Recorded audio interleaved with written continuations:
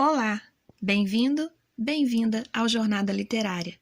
Se você gostar desse conteúdo, peço por favor que clique no joinha, se inscreva e, se quiser incentivar este trabalho, pode contribuir através do Apoia-se Leitura Narrada.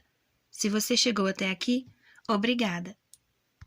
Ecce Homo, por Friedrich Nietzsche, parte 6, Para além do bem e do mal. Prelúdio de uma filosofia do futuro. 1. A tarefa para os anos seguintes estava já delineada tão rigorosamente quanto possível. Após estar cumprida a parte afirmativa da minha tarefa, veio em seguida a sua metade que diz não e que atua pela negação. A própria transmutação dos valores até agora existentes. A grande guerra. A convocação de um dia da decisão.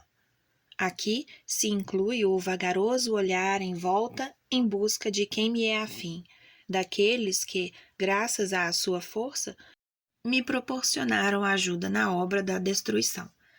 De então para cá, todos os meus escritos são anzóis. Talvez eu perceba de anzóis melhor do que ninguém? Se nada apanhei, a culpa não é minha. Faltavam os peixes. 2. Este livro, 1886, é, em todas as suas partes essenciais, uma crítica da modernidade, sem excluir as ciências modernas, as artes modernas e até a política moderna, além de indicar um tipo oposto, que é tão pouco moderno quanto possível, um tipo nobre, afirmativo. No último sentido, o livro é uma escola do gentil homem, tomando-se o conceito numa acepção mais espiritual e mais radical do que até agora se fez. Importa ter coragem no corpo para manter simplesmente o suportar. É preciso não ter aprendido o medo. Todas as coisas de que esta época se orgulha se sentem como a contradição deste tipo. Quase como más maneiras. A famosa objetividade, por exemplo, a compaixão por todos os que sofrem, o sentido histórico com a sua subserviência perante o gosto estrangeiro, com o estar de barriga no chão diante de petits faits, a cientificidade. Se tomar em consideração que o livro vem depois de Zaratustra, talvez se adivinhe também o regime dialético a que deve a sua origem. O olhar, estragado por uma compulsão poderosa a ver de longe, Zaratustra vê ainda mais longe do que o czar. É aqui forçado a abranger com nitidez o mais próximo, o tempo, o entorno de nós. Encontrar-se-á em todas as partes, sobretudo também na forma, uma igual renúncia arbitrária aos instintos, a partir dos quais apenas um Zaratustra seria possível. O requinte na forma, na intenção, na arte do silêncio. Surge em primeiro plano, a psicologia é manejada com dureza e crueldade deliberadas. O livro esquiva-se a toda a palavra de bondade. Tudo isto descontrai. Quem é que, em última análise, adivinha que espécie de descontração requeria um tal dispêndio de bondade, como é o Zaratustra? Em termos teológicos, preste-se atenção, pois raramente falo como teólogo. Foi o próprio Deus que, como serpente, se instalou na árvore do conhecimento, no fim da obra dos 7 dias, descansava assim de ser Deus. Tinha feito tudo demasiado belo. O diabo é apenas o ócio de Deus no fim dos 7 dias. Genealogia da moral, um escrito polêmico. Os 3 ensaios de que se compõe esta genealogia são talvez, quanto à expressão, à intenção e à arte do inesperado, o que até agora de mais inquietante se escreveu. Dioniso é, como se sabe, também o deus das trevas. É de cada vez um começo que deve induzir em erro. É um preliminar frio, científico, até irônico, intencional, intencionalmente retardativo. Pouco a pouco aumenta a agitação. Relâmpagos isolados, verdades muito desagradáveis vêm de longe e fazem-se ouvir com um rugido surdo, até que por fim se atinge um tempo feroz, em que tudo se precipita com ingente tensão. Por fim, no meio de detonações perfeitamente horrendas, torna-se de cada vez visível uma nova verdade entre as espessas nuvens. A verdade do primeiro ensaio é a psicologia do cristianismo, o nascimento do cristianismo a partir do espírito do ressentimento e não, como se crê, a partir do espírito. Um contramovimento segundo a sua essência, a grande rebelião contra a dominação de valores nobres. O segundo ensaio proporciona a psicologia da consciência. Esta não é, como se crê, a voz de Deus no homem. É o instinto da crueldade que se volta para trás, após já não poder descarregar-se para fora. A crueldade, como um dos mais antigos e mais inevitáveis subsolos da cultura, veio aqui pela primeira vez à luz. O terceiro ensaio fornece a resposta à questão sobre a procedência do imenso poder do ideal ascético, do ideal sacerdotal, embora o mesmo seja o ideal nocivo par excellence. Uma vontade sem fim, um ideal de decadência. Resposta: não é porque Deus atue por detrás do sacerdote, como se crê, mas porque foi até agora o único ideal, porque não tinha concorrente algum, pois o homem deseja antes querer o nada do que não querer. Acima de tudo, falava um contra-ideal até ao Zaratustra. Oxalá me tenham entendido.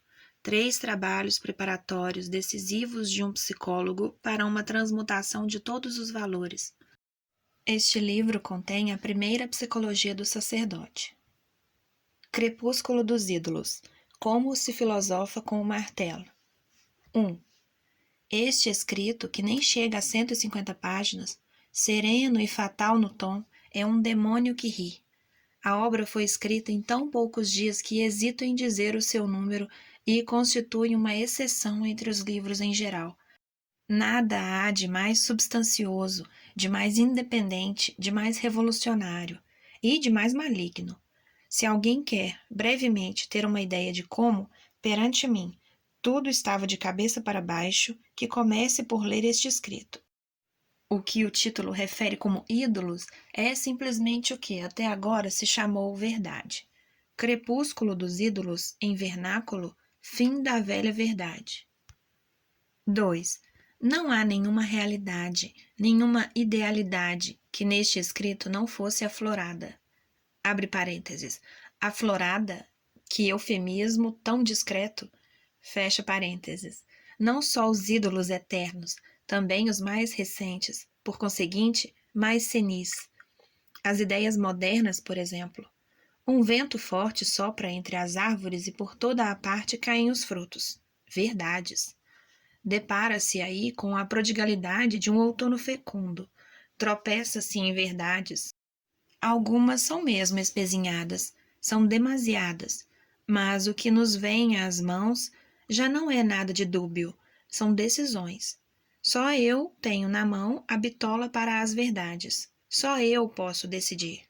É como se em mim uma segunda consciência tivesse surgido, como se em mim a vontade tivesse acendido uma luz sobre a senda inclinada pela qual até agora se viera descendo. A senda inclinada. Eis o nome que se dava ao caminho para a verdade. Chega-se ao fim de todo o impulso obscuro. O homem bom era justamente o que menos consciente estava do reto caminho e, com toda a seriedade, ninguém antes de mim conhecia o bom caminho, o caminho para as alturas. Só a partir de mim há de novo esperanças, tarefas, caminhos especificados da cultura. Sou o seu alegre mensageiro. Por isso mesmo, sou também um destino. 3. Imediatamente após a conclusão da obra mencionada, e sem sequer perder um dia, encetei a tarefa ingente da transmutação, num soberano sentimento de orgulho a que nada se compara, certo a cada instante da minha imortalidade e gravando em tábuas de bronze, símbolo após símbolo, com a segurança de um destino. O prefácio surgiu a 3 de setembro de 1888, quando, de manhã, após esta redação, vim para o ar livre, deparei à minha frente com o mais belo dia que alguma vez o Alto Engadine me mostrara.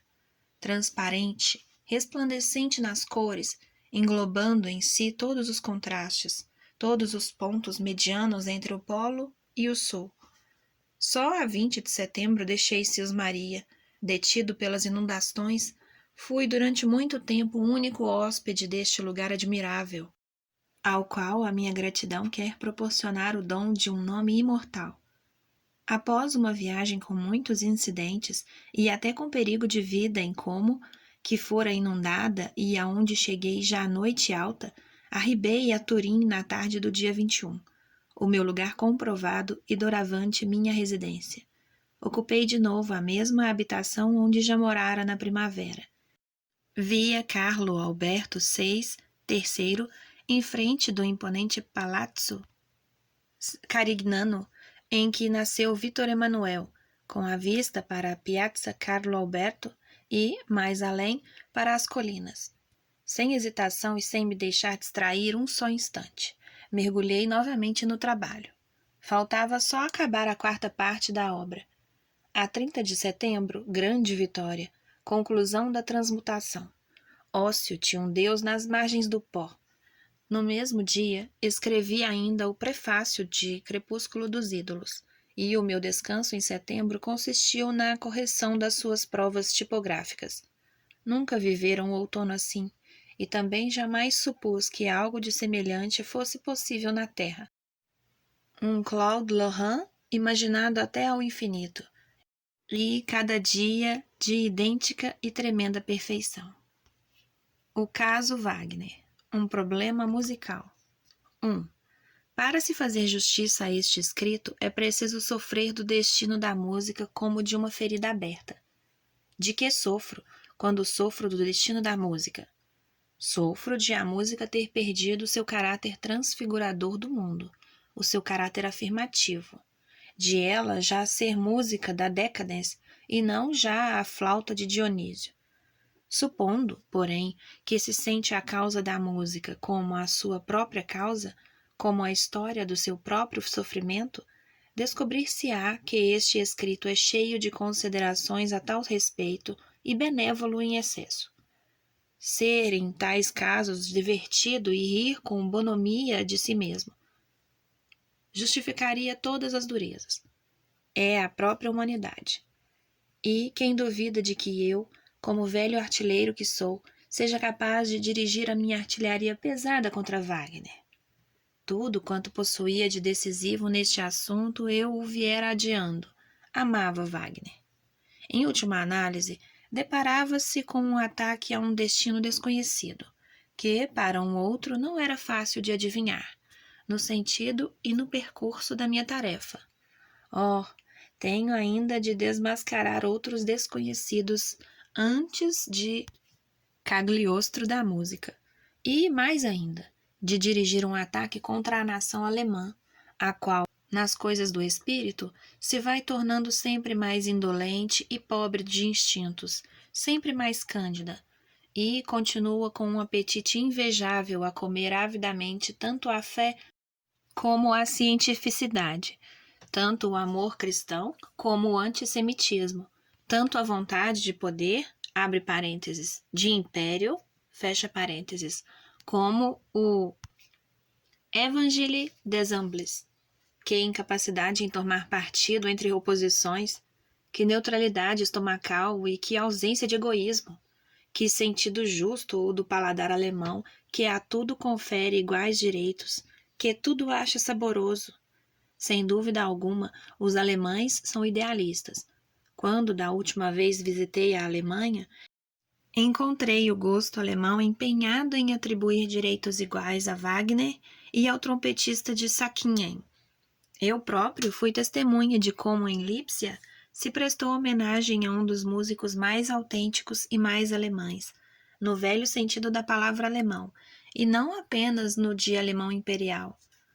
O mestre Heinrich Schütz, ao fundar-se em sua honra uma sociedade Liszt, com a finalidade de cultivar e difundir a astuta música de igreja, sem dúvida alguma, os alemães são idealistas.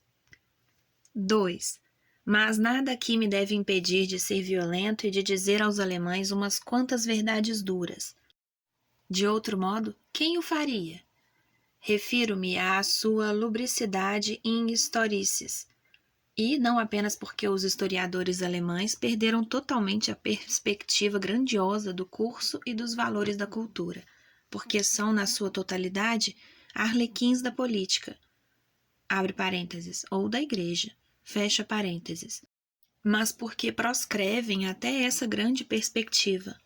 Importa, antes de mais, ser alemão, ser raça. Só depois é que se pode decidir sobre todos os valores e não valores in historicis. Estipula-se alemão é um argumento, Alemanha, Alemanha, acima de tudo é um princípio. Os germanos são a ordem cósmica moral na história. Em relação ao Imperium Romanum, são os depositários da liberdade. Em relação ao século XVIII, são os restauradores da moral. Do imperativo categórico. Há uma historiografia alemã imperial, e receio que exista também uma historiografia antissemita. Há uma historiografia de corte, e o Sr. von Treitschke não se envergonha. Ainda recentemente, uma opinião idiota em Historicis, uma proposição do esteta sábio Vischer, felizmente já falecido, que circulou pelos jornais alemães como uma verdade a que todo alemão devia dizer sim. O Renascimento e a Reforma constituem conjuntamente um todo, a regeneração estética e a regeneração moral. Perante tais frases, a minha paciência chega ao fim e sinto prazer. Sinto até como dever referir aos alemães tudo o que já tem na consciência. Tem na consciência todos os grandes crimes contra a cultura dos últimos 4 séculos? E sempre pela mesma razão, pelas mais íntimas cobardias perante a realidade, que é também a cobardia perante a verdade, pela sua falta de franqueza transformada já neles em instinto, por idealismo. Os alemães levaram a Europa a fracassar na messe, no sentido da última grande época, a época do Renascimento, num instante em que uma ordem superior de valores, em que os valores nobres que diziam sim à vida, os valores que garantem o futuro, tinham já ocupado vitoriosamente o lugar dos valores opostos, os valores da decadência, e tinham mesmo penetrado nos instintos dos que aí imperavam. Lutero, essa calamidade de monge, é que restaurou a igreja e, o que foi 1000 vezes pior, restabeleceu o cristianismo no instante em que este sucumbia. O cristianismo, a religião transformada em negação da vontade de viver. Lutero, um monge impossível, que, por razões da sua impossibilidade, atacou a igreja e, por conseguinte, a restabeleceu. Os católicos tinham razões para fazer festas em honra de Lutero, para escrever dramas a propósito de Lutero, e a regeneração moral. Para o diabo toda a psicologia. Sem dúvida, os alemães são idealistas. Por 2 vezes já, quando justamente com ingente ousadia e autossuperação se alcançaram um modo de pensamento rigoroso, sem ambiguidade, perfeitamente científico, os alemães souberam encontrar sendas ocultas para o antigo ideal, reconciliações entre a verdade e o ideal no fundo, fórmulas para um direito à recusa da ciência, para um direito à mentira. Leibniz e Kant, os 2 maiores obstáculos à probidade intelectual da Europa. Finalmente, quando na ponte entre 2 séculos de decadência se tornou visível uma force majeure de gênio e de vontade, assaz forte para fazer da Europa uma unidade política e econômica, tendo como fim o governo da terra, os alemães, com as suas guerras de independência, frustraram o sentido, o maravilhoso sentido que, para a Europa, residia na existência de Napoleão. São responsáveis por tudo o que ocorreu, por tudo o que hoje se encontra diante de nós, pela enfermidade e irrazão mais adversa à cultura que existe, o nacionalismo, esta névrose nationale de que a Europa padece pela perpetuação de pequenos estados na Europa, da pequena política, frustraram a Europa do seu próprio sentido, da sua razão. Fizeram-na enveredar por um beco sem saída. será uma tarefa suficientemente grande para de novo religar os povos? 3. E, por último, por que é que não hei de expressar a minha suspeita? No meu caso, os alemães tentaram também tudo para, a partir de um destino imenso, darem à luz um rato. Até agora, comprometeram-se comigo e duvido que no futuro façam melhor. Ah, como desejaria eu aqui ser um mau profeta! Os meus naturais leitores e ouvintes são agora já russos, escandinavos e franceses. Sê-lo-ão sempre mais? Os alemães inscreveram-se na história do conhecimento só com nomes equívocos. Produziram sempre apenas falsos moedeiros inconscientes. Abre parênteses. Esta designação ajusta-se tanto a Fichte, Schelling, Schopenhauer, Hegel, Schleiermacher, como a Kant e Leibniz. Todos eles são simples Schleiermacher, fabricante de véus. Fecha parênteses. Jamais devem ter a honra de que o primeiro espírito reto na história do espírito, o espírito em que a verdade traz a tribunal a falsa moedagem de 4 milênios, se venha a confundir com o espírito alemão. O espírito alemão é a minha atmosfera viciada. Respiro com dificuldade na proximidade desta imundície em psicologices, tornada instinto, que se descortina em cada palavra e em cada atitude de um alemão. Nunca eles tiveram no século XVII de severo autoexame como os franceses. Um La Rochefoucauld, um Descartes, são 100 vezes piores em veracidade aos primeiros alemães. Não tiveram até agora psicólogo algum, mas a psicologia é quase o padrão da limpeza ou impureza de uma raça. E quando não se é limpo, como se há de ter profundidade? No alemão, quase como na mulher, nunca se chega ao fundo, não tem nenhum, e é tudo. Mas, assim, nem sequer se é superficial. O que na Alemanha se chama profundo é, em rigor, a falta de limpeza do instinto para consigo, de que acabo de falar. Não se quer estar na claridade em relação a si mesmo. Não seria legítimo sugerir a palavra alemão como moeda corrente internacional para esta depravação psicológica? No momento presente, por exemplo, o imperador alemão designa como seu dever cristão emancipar os escravos em África. Entre nós outros, europeus, chamar-se-ia simplesmente alemão. Produziram também os alemães um único livro que tenha profundidade? Até mesmo o conceito do que num livro é profundo está bem longe deles.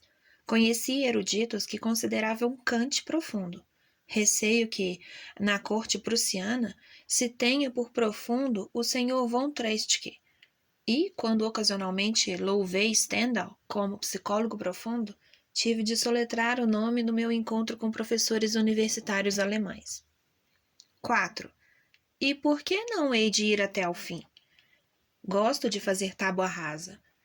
É ambição minha passar por contemptor par excellence dos alemães. Expressei já a minha desconfiança perante o caráter alemão aos 26 anos. Abre parênteses. Terceira consideração intempestiva. Fecha parênteses. Os alemães são para mim impossíveis. Quando para mim imagino uma espécie de homem que se contrapõe a todos os meus instintos, é sempre um alemão que me ocorre. A primeira coisa em vista da qual perscruto o coração de um homem é se ele possui no corpo um sentimento da distância, se discerne em geral a categoria, o grau, a hierarquia entre homem e homem, se sabe distinguir. Assim, se é gentil homem. Em todos os outros casos, pertence-se irremediavelmente à ampla, à noção bonacheirona de canaille. Mas os alemães são canaille. São tão bonacheirões. Um homem degrada-se ao lidar com alemães. O alemão nivela. Se abstrair das minhas relações com alguns artistas, sobretudo com Richard Wagner, não vivi uma única hora agradável com alemães. Supondo que o espírito mais profundo de todos os milênios aparecesse entre os alemães, logo uma qualquer libertadora do Capitólio imaginaria que a sua alma muito mesquinha se tomaria, pelo menos, também em consideração. Não suporto esta raça com a qual se está sempre em má companhia, que não tem dedos para os matizes. Ai de mim, eu sou um matiz, que não tem qualquer esprit nos pés e nem sequer pode andar.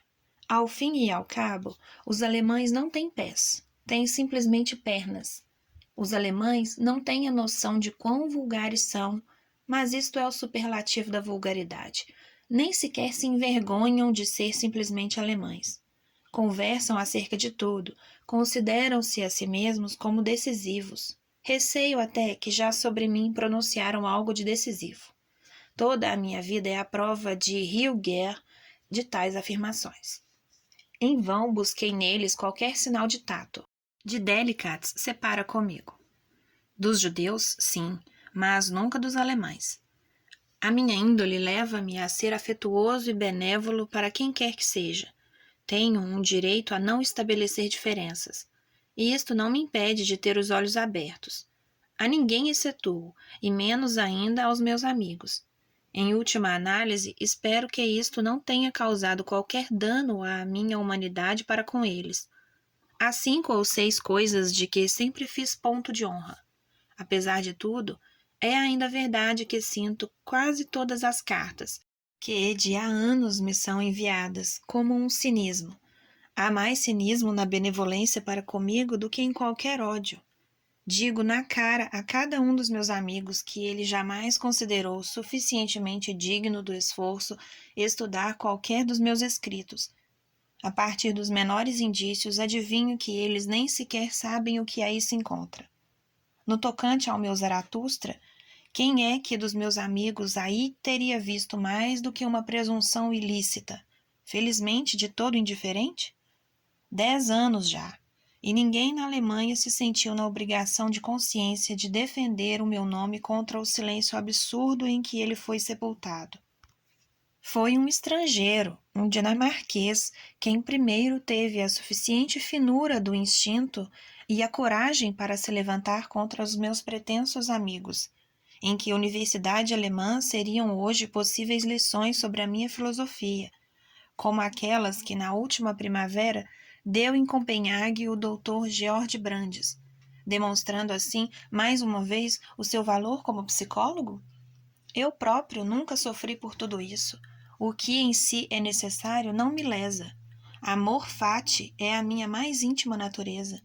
Mas isto não exclui que eu ame a ironia, e até a ironia histórica universal. E assim, mais ou menos 2 anos antes do arrasador raio da transmutação, que porá a terra em convulsões, trouxe ao mundo o caso Wagner. Mais uma vez ainda os alemães se deveriam enganar imortalmente a meu respeito e eternizar-se. E ainda é tempo. Conseguem-no? Ótimo, meus senhores germanos. Apresento-lhes os meus cumprimentos. Mesmo há pouco escreve-me ainda, para que também os amigos não faltem, uma velha amiga, e agora ri-se de mim. E isto no instante em que uma indizível responsabilidade sobre mim impende, em que nenhuma palavra pode ser assaz gentil, nenhum olhar suficientemente respeitoso para comigo. Com efeito, trago sobre os ombros o destino da humanidade. Porque sou um destino. 1. Conheço a minha sorte. Algum dia se associará ao meu nome a lembrança de alguma coisa ingente, de uma crise como jamais outra existiu na Terra, da mais profunda colisão de consciência, de uma decisão proferida contra tudo o que, até hoje, foi objeto de fé, de exigência e de sacralização. Não sou um homem, sou dinamite. E com tudo isto, nada há em mim de um fundador de religião. As religiões são a fazer da ralé, e eu preciso sempre lavar as mãos depois de estar em contato com homens religiosos. Não quero com crentes, penso que sou demasiado malicioso para acreditar em mim mesmo. Nunca falo às massas. Sinto uma angústia aterradora de que um dia me venham a canonizar. Adivinhar-se-á por que é que antes publico este livro. Ele deve impedir que comigo se cometam patifarias. Não quero ser santo algum, prefiro antes ser um arlequim. Sou, porventura, um arlequim. E apesar disso, ou antes, não apesar disso, pois até hoje nada houve de mais mentiroso do que um santo. A verdade fala por meu intermédio, mas a minha verdade é temível. Com efeito, até hoje chamou-se a mentira verdade. Transmutação de todos os valores. Eis a minha fórmula para um ato da suprema autorreflexão da humanidade, que em mim se faz carne e gênio. A minha sorte quer que eu seja o primeiro homem decente, que tenha a consciência de estar em contradição com a mentira de milênios. Fui o primeiro a descobrir a verdade, pois fui quem primeiramente senti. Cheirei a mentira como mentira. O meu gênio reside nas minhas narinas. Contradigo, como nunca se contradisse, e, não obstante, sou o contrário de um espírito negador. Sou um jovial mensageiro, como jamais alguém conheço tarefas de altura tal que, até agora, delas não houve noção alguma. Só a partir de mim há de novo esperanças. Com tudo isso, sou também necessariamente o homem da fatalidade. Com efeito, quando a verdade entrar em luta com a mentira de milênios, teremos concussões, uma convulsão de tremores de terra, uma deslocação de montanhas e vales, como jamais se sonhou. A noção de política é então inteiramente absorvida numa luta de espíritos. Todas as estruturas de poder da antiga sociedade irão ao ar. Todas assentam na mentira. Haverá guerras como ainda nunca houve na Terra. Só a partir de mim existe no mundo a grande política. 2. Pretender-se-á uma fórmula para semelhante destino que se torna homem? Encontra-se no meu Zaratustra. E quem quer ser criador no bem e do mal deve primeiro praticar a destruição e despedaçar valores. A suma malícia pertence, pois, à suprema bondade. Esta, porém, é criadora. Sou, de longe, o homem mais temível que até agora existiu. Mas isso não exclui que eu venha a ser o mais benéfico. Conheço o prazer da aniquilação num grau que é adequado ao meu poder de destruição. Em ambos obedeço à minha natureza dionisíaca, que não sabe separar a ação negativa da afirmação. Sou o primeiro imoralista. Sou, assim, o destruidor par excellence. 3. Não se indagou de mim, como se deveria perguntar, sobre qual é justamente na boca do primeiro imoralista, o significado do nome Zaratustra. Com efeito, o que constitui a unicidade tremenda daquele persa na história é precisamente o contrário em relação a mim.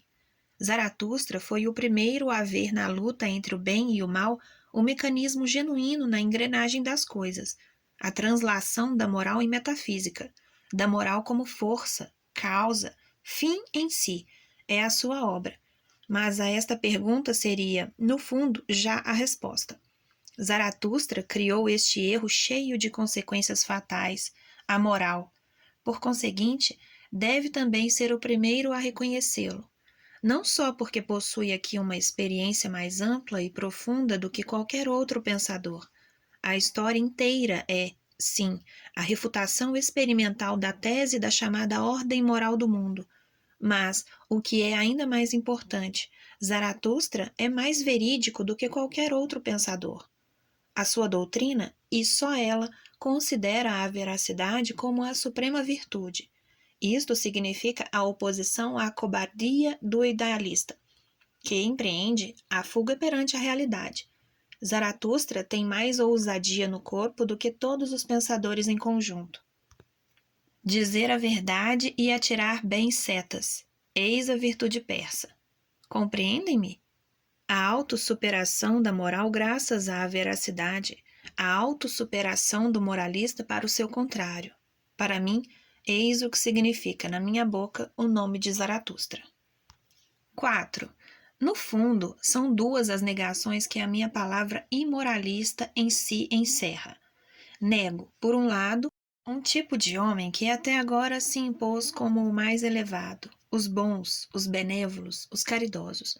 Por outro, nego uma espécie de moral que, enquanto moral em si, se tornou conspícua e dominadora, a moral da decadence, em termos mais óbvios, a moral cristã.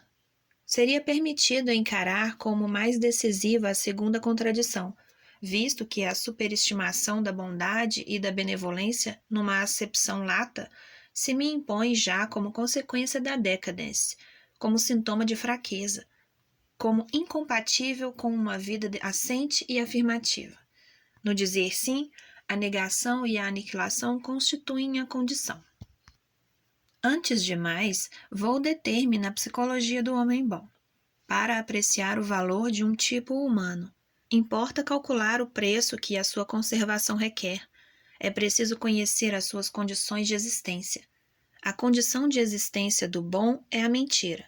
Por outros termos, o não querer ver a todo custo como, no fundo, a realidade é constituída, a saber, não de modo a suscitar constantemente instintos benévolos, mas ainda de maneira a permitir sempre a interferência de mãos míopes e bondosas. Considerar as indigências de toda a espécie em geral como objeção, como algo que importa suprimir. É um verdadeiro desastre nas suas consequências, uma fatalidade de estupidez, quase tão estúpida como seria a vontade de suprimir o mau tempo, por compaixão para com os pobres. Na grande economia do todo, os terrores da realidade, abre parênteses, nos afetos, nas paixões, na vontade de poder, fecha parênteses, são mais necessários num grau inapreciável do que a forma da felicidade medíocre, a chamada bondade. É preciso até ser indulgente para, em geral, facultar à última um lugar, porque é condicionada pela mentira dos instintos. Terei uma grande oportunidade de mostrar as consequências terríficas e incomensuráveis que o otimismo, essa monstruosidade dos homines optimi, tem para toda a história. Zaratustra foi o primeiro a compreender que o otimista é tão decadente como o pessimista e talvez mais nocivo. Eis o que diz. Os homens nunca dizem a verdade. Os bons ensinaram-vos falsas costas e seguranças. Nascestes e abrigaste-vos nas mentiras dos bons. Tudo foi deformado e pervertido até ao fundo pelos bons. Felizmente, o mundo não se edifica sobre instintos em que justamente o animal de rebanho, apenas bonacheirão, encontra a sua estreita felicidade.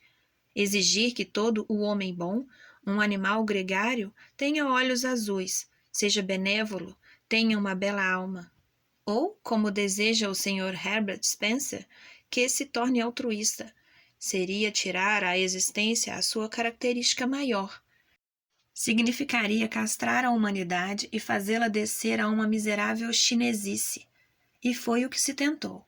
Eis o que justamente se denominou moral. Nesse sentido, Zaratustra chama aos bons ora os últimos homens, ora o começo do fim. Acima de tudo, considera-os com a mais prejudicial espécie de homens porque levam avante a sua existência tanto à custa da verdade como à custa do futuro. Os bons, que não podem criar, que são sempre o começo do fim, crucificam aquele que inscreve valores novos em novas tábuas. Sacrificam a si o futuro, crucificam todo o futuro dos homens. Os bons, que foram sempre o começo do fim, e, seja qual for o dano que possam fazer os caluniadores do mundo, o dano causado pelos bons é o mais prejudicial dos danos. 5. Zaratustra, o primeiro psicólogo dos bons, é, por conseguinte, um amigo dos maus. Quando uma espécie decadente de homem ascende à categoria de espécie suprema, isso só pode acontecer à custa da espécie contrária, a espécie forte e vitalmente segura dos homens. Quando o animal gregário surge fulgurante no esplendor da mais pura virtude, o homem de exceção deve relegar-se para o plano inferior do mal. Quando a mentira a todo custo reivindica para a sua ótica a palavra verdade, deve assim reencontrar-se o genuinamente verídico sob o pior nome. Zaratustra não deixa aqui qualquer dúvida. Ele diz que o conhecimento dos bons, dos melhores, é que em geral lhe inspirou a ferocidade perante os homens. E desta aversão é que lhe nasceram asas, para voar em direção ao futuro longínquo. não esconde que o seu tipo de homem, um tipo relativamente sobre-humano, é justamente sobre-humano em relação aos bons, que os bons e os justos chamariam demônio ao seu super-homem. Ó homens superiores, que os meus olhos encontram, eis a minha dúvida a vosso respeito e o meu riso secreto. Adivinho que chamareis demônio ao meu super-homem? Tão alheios sois na vossa alma à grandeza que o super-homem, na sua bondade para vós, seria temível. Neste lugar e em nenhum outro se deve ter o ponto de partida para compreender o que Zaratustra pretende. A espécie de homem que ele concebe apreende a realidade como ela é. É suficientemente forte para tal. Ela não lhe é estranha, remota, é ela própria. Tem ainda em si também tudo o que nela há de temível e de problemático. Só assim é que o homem pode ter grandeza. 6. Mas escolhi ainda, num outro sentido, a palavra imoralista para meu emblema e decoração. Sinto orgulho em usar esta palavra, que me contrapõe a toda a humanidade. Ninguém sentiu ainda a moral cristã como abaixo de si. Para tal é necessário uma elevação, um olhar distante, uma profundidade psicológica e um sentido do abismo até agora de todo inauditos. A moral cristã foi até hoje a Circe de todos os pensadores. Todos eles estiveram ao seu serviço. Quem, antes de mim, desceu às cavernas de onde emana a aura metífica deste tipo de ideal, o ideal da difamação do mundo? Quem ousou sequer suspeitar de quem existem tais cavernas? Quem, antes de mim, foi entre os filósofos psicólogo e, não antes o oposto, um charlatão superior, um idealista? Antes de mim, ainda não havia psicologia alguma. Ser aqui o primeiro pode constituir um anátema, e é, em todo caso, um destino, pois também se despreza como o primeiro. O nojo do homem, eis aí o meu perigo. 7. Compreenderam-me? O que me diferencia, o que me põe à parte de todo o resto da humanidade é ter descoberto a moral cristã. Eis porque precisava de uma palavra que contivesse o sentido de um desafio a cada um.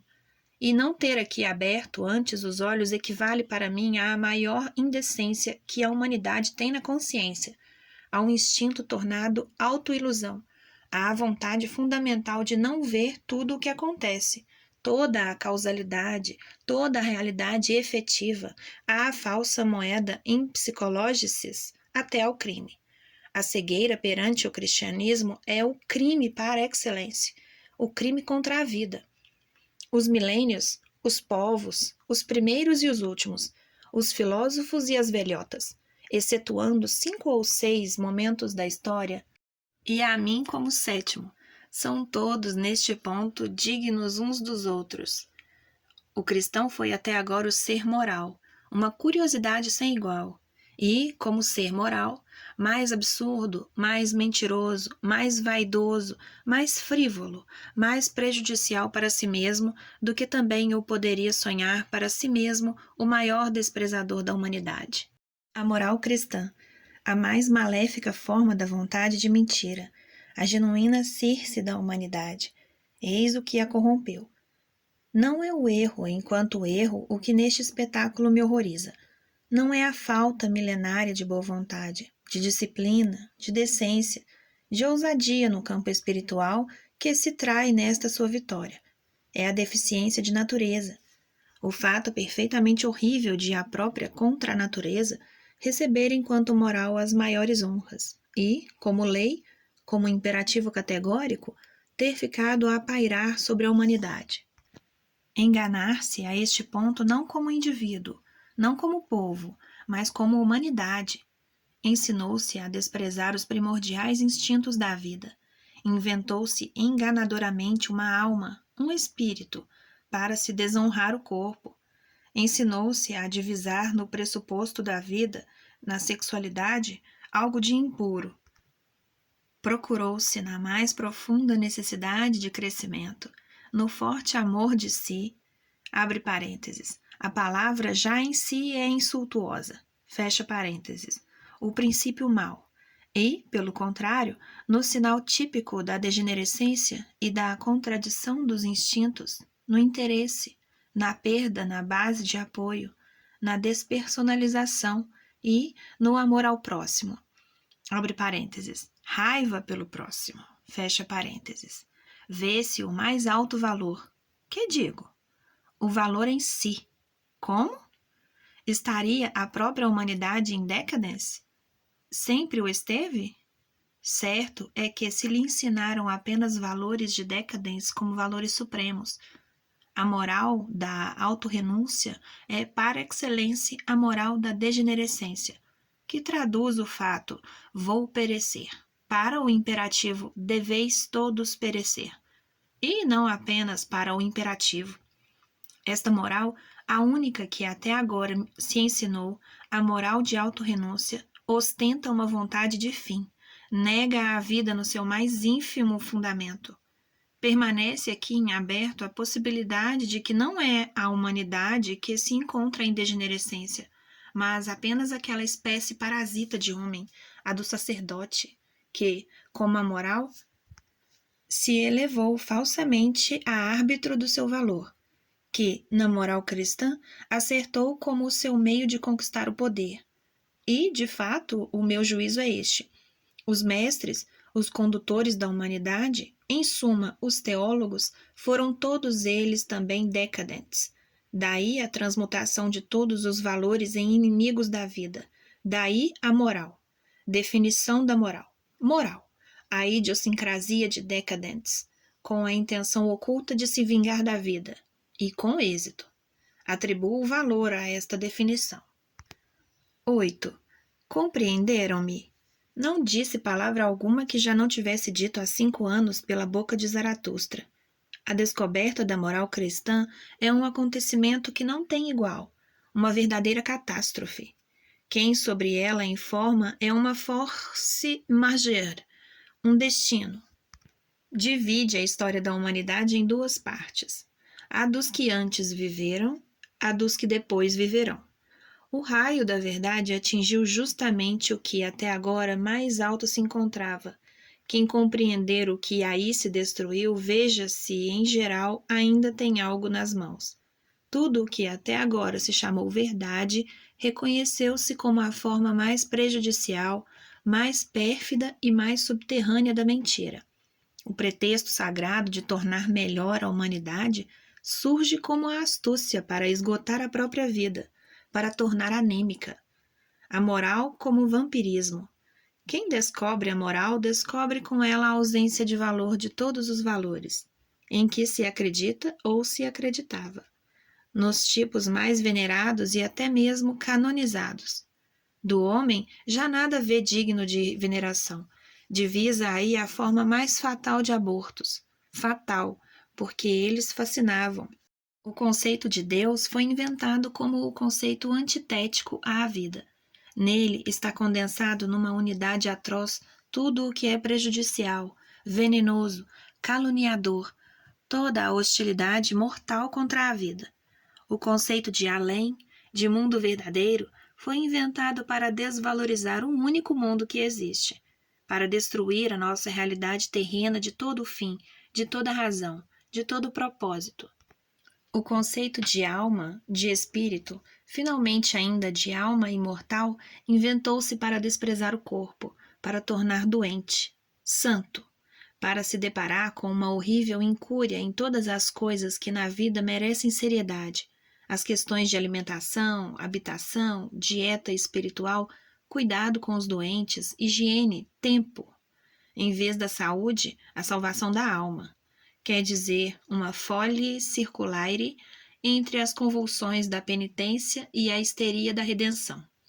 O conceito de pecado foi inventado, juntamente com um instrumento complementar de tortura, a noção de vontade livre para extraviar os instintos, para transformar em segunda natureza a desconfiança para com os instintos.